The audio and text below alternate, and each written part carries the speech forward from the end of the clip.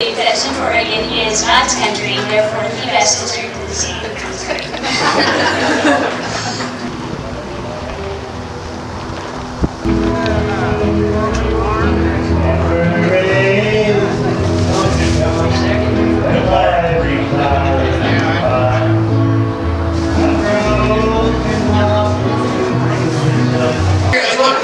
This is an honor to be here in front of you, it really is, so I'm not going to say much other than the important thing this year was to make sure we killed cap and trade, and I want to thank the senators for doing what they did. That was huge, huge.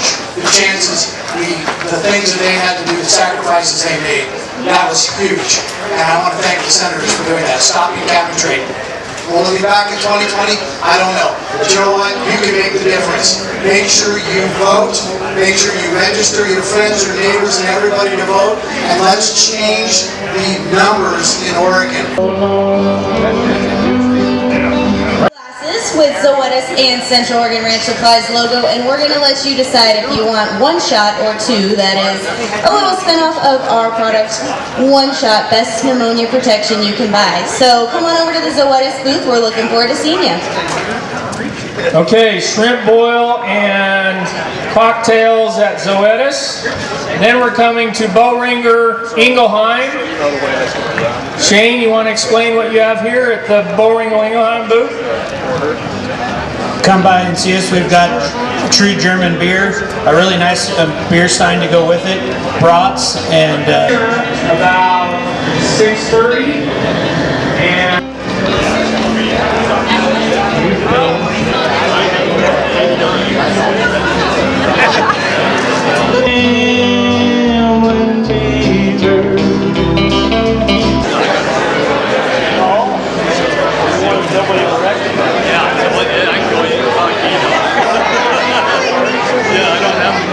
whatever green color white dots you see.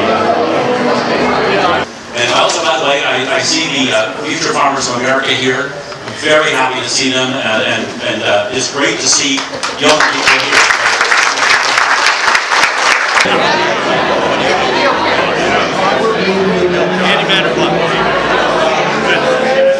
I knew what we were doing was right on everything we did.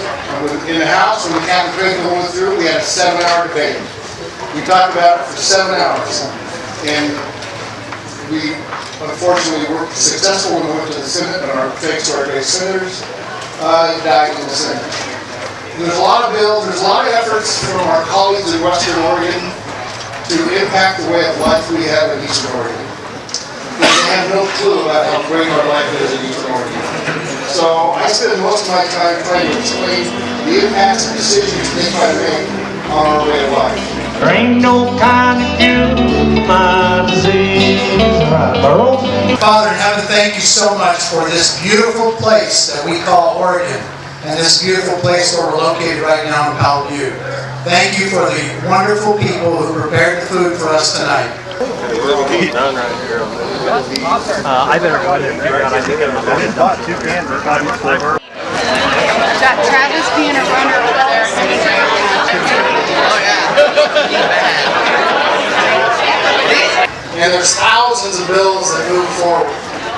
And if it wasn't for the expertise of your people, Jerome and Rocky, and all of you and your board members coming to the Capitol and informing us, speaking to us so that we can take your message to our colleagues, it wouldn't happen.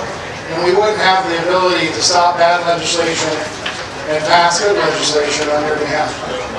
You know, there is a serious problem in Oregon. It's not just in Oregon. It's, as I meet with other legislators across the country from rural America, it's not just rural Oregon.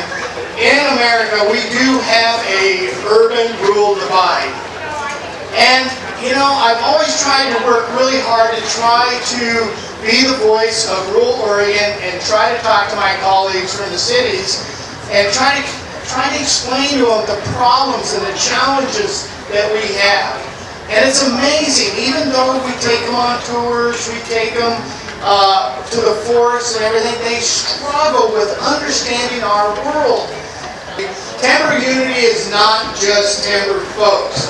They are natural resource folks, they are farmers, they are ranchers, they are fishermen, They are people from the natural resources.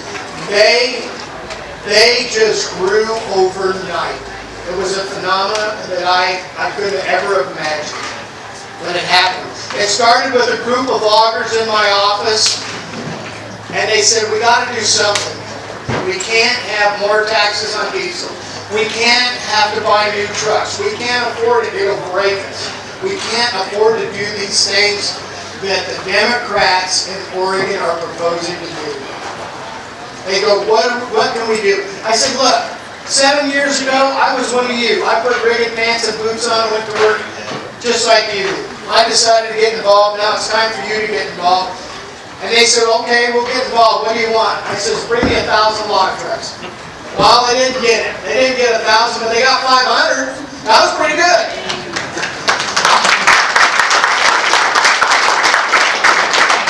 And they're still involved.